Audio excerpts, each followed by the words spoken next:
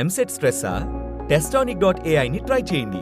Free mock test, custom test, AI insights మరియు performance tracking కూడా. Register now. వక్ఫ్ చట్టం పైన ప్రతి ఒక్కరూ మాట్లాడుకోవడం జరుగుతుంది. వేలాది మంది బయటికి వచ్చి నిరసన తెలపడం జరుగుతుంది. నెల్లూరులో ఉండని, కడపలో ఉండని, అనంతపూర్లో ఉండని, మరియు నర్సరావుపేటలో ఉండని, నంద్యాలలో ఉండని, ప్రతి ఒక్క నగరంలో కూడా ఈరోజు వేలాది మంది ముస్లిం సోదరులు వక్ఫ్ చట్టం పైన వ్యతిరేకంగా నిరసన తెలుపుతున్నారు. కానీ తెలుగుదేశం పార్టీలో ఉండే నాయకులకు మాత్రము మా మనోభావాలు అర్థం కావడం లేదు. ఈ చట్టం వల్ల ఎలాంటి నష్టం జరుగుతుంది అనేది అర్థం కావడం లేదు.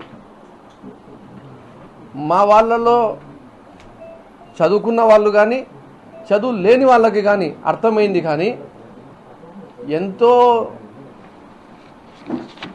నాలెడ్జ్ ఉంది 40 సంవత్సరాల చరిత్ర ఉంది అని చెప్పే పార్టీకి మాత్రము కొన్ని విషయాలు అర్థం కావడం లేదంటే నాకు చాలా ఆశ్చర్యకరంగా ఉంది. నిజంగా చెప్పాలంటే ఈ చట్టం తీసుకొని రావడం వల్ల ముస్లిం సమాజానికి మేలు జరుగుతుందా, నష్టం జరుగుతుందా? ఖచ్చితంగా దీనివల్ల నష్టం జరుగుతుంది అని ముస్లిం సమాజం నమ్ముతుంది. ఈ చట్టం ద్వారా అన్కాన్స్టిట్యూషనల్గా తీసుకొని వచ్చినారు అంటే రాజ్యాంగం ఏదైతే హక్కులు కల్పించిందో దానికి విరుద్ధంగా ఈ చట్టం తీసుకొని వచ్చినారు అని చెప్పి ప్రతి ఒక్కరూ నమ్ముతున్నారు. ఈ చట్టం వల్ల గత 500 సంవత్సరాల నుంచి మసీదులు ఉండని, ఖబ్రస్థాన్లు ఉండని, దర్గాలు ఉండని, ఈద్గాస్ ఉండని, ఆర్ఫనేజెస్ ఉండని, ఏవైతే అక్కడ నడుస్తున్నాయో వాళ్ళందరూ కూడా ఈరోజు 500 సంవత్సరాల క్రితం స్టార్ట్ అయినవి అన్ని ప్రాపర్టీస్ పేపర్లు ఇప్పుడు పోర్టల్లో ఎక్కాల్సిన పరిస్థితి ఉందా లేదా?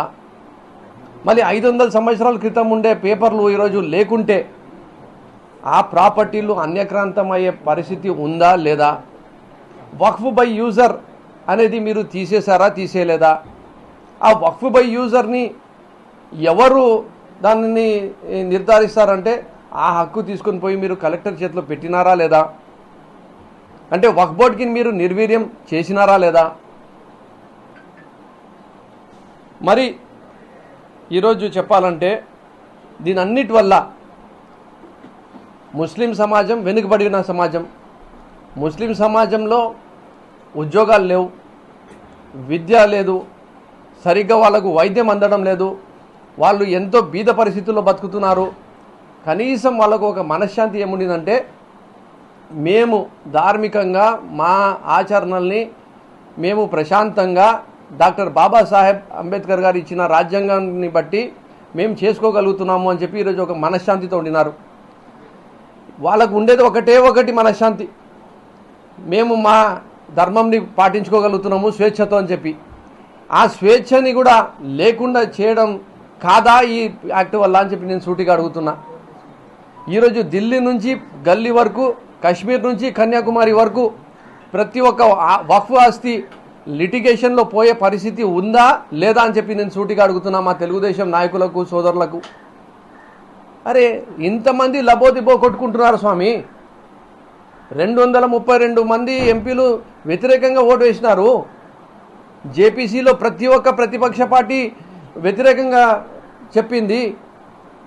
ముస్లిం సమాజంలో ఉండే ఆల్ ఇండియా ముస్లిం పర్సనల్ లా బోర్డు ఉండని, జమాత్ ఇస్లామీ ఉండని, జమీయతే ఉలమా ఉండని, అహ్లే హదీస్ ఉండని, సున్నతుల్ జమాత్ ఉండని, తబ్లీగీ జమాత్ ఉండని, ఎవరికి అడిగినా ఒకటే మాట చెప్తున్నారు, ఇది రాజ్యాంగానికి వ్యతిరేకంగా ఉంది, మాకు ఈ చట్టం వద్దు, దీనివల్ల నష్టం జరుగుతుంది, దీనివల్ల ఎన్నో ఇబ్బందులకి గురి అవుతాము, ఎన్నో లీగల్ కేసెస్ అయిపోతాయి, అలాగే హిందూ ముస్లిం అని గొడవలు కూడా సృష్టించే వాతావరణంకి వస్తుంది,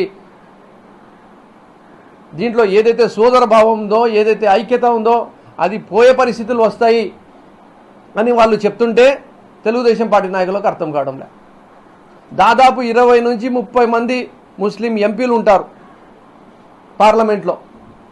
ప్రతి ఒక్కరు కూడా లేచి ఏం చెప్పినారు, ఈ బిల్లు వల్ల నష్టం జరుగుతుంది, ఈ బిల్లు తీసుకొని రావద్దండి అని చెప్పడం జరిగింది. వాళ్ళు ఓటు దానికి విరుద్ధంగా వేయడం జరిగింది. కానీ తెలుగుదేశం పార్టీ నాయకులకు మాత్రం అర్థం కావట్లేదు. బీజేపీ ఏమి చెప్తే అదే మీరు చేస్తున్నారు. మీరు ఏం చేశారయ్యా? లోక్సభలో ఓటేశారా లేదా? రాజ్యసభలో ఓటేశారా లేదా? తెలుగుదేశం పార్టీ సూటిగా అడుగుతున్నా. కానీ వాళ్ళ అబద్ధాలు ఎట్లా ఉంటాయంటే, మా ఫ్లోర్ లీడర్స్ మిథున్ రెడ్డి గారు ఉండని లోక్సభలో, రాజ్యసభలో వైవి సుబ్బారెడ్డి గారు ఉండని లేచి నిలబడి ఇది అన్కాన్స్టిట్యూషనల్ బిల్ ఉంది కాబట్టి, ఫండమెంటల్ రైట్స్ ఆఫ్ ద సిటిజన్స్కి వ్యతిరేకంగా ఉంది కాబట్టి మేము దీనికి ఓటు అగెయిన్స్ట్గా వేస్తున్నాము అని చెప్పడం జరిగింది. కానీ దుష్ప్రచారం ఎట్లా ఉంటుందంటే, తెలుగుదేశం పార్టీది ఓటు వేసింది వాళ్ళు, ఈరోజు ఎన్డీఏ కూటమిలో ఉండేది వాళ్ళు, ఈరోజు బీజేపీ పాలసీస్కి సహకరిస్తున్నది వాళ్ళు, ఈరోజు కేంద్రంలో ప్రభుత్వం నిలబడింది అంటే అది తెలుగుదేశం పార్టీ వల్ల అనేది అందరికీ తెలిసిన విషయమే. కానీ చెప్పేది ఏమి అంటే వైఎస్ఆర్ కాంగ్రెస్ పార్టీ పైన బురద వేసేయాలి. అరే బాస్, అట్లీస్ట్ మా దగ్గర గట్స్ ఉన్నాయి, మేము ఒక స్టాండ్ తీసుకున్నాము.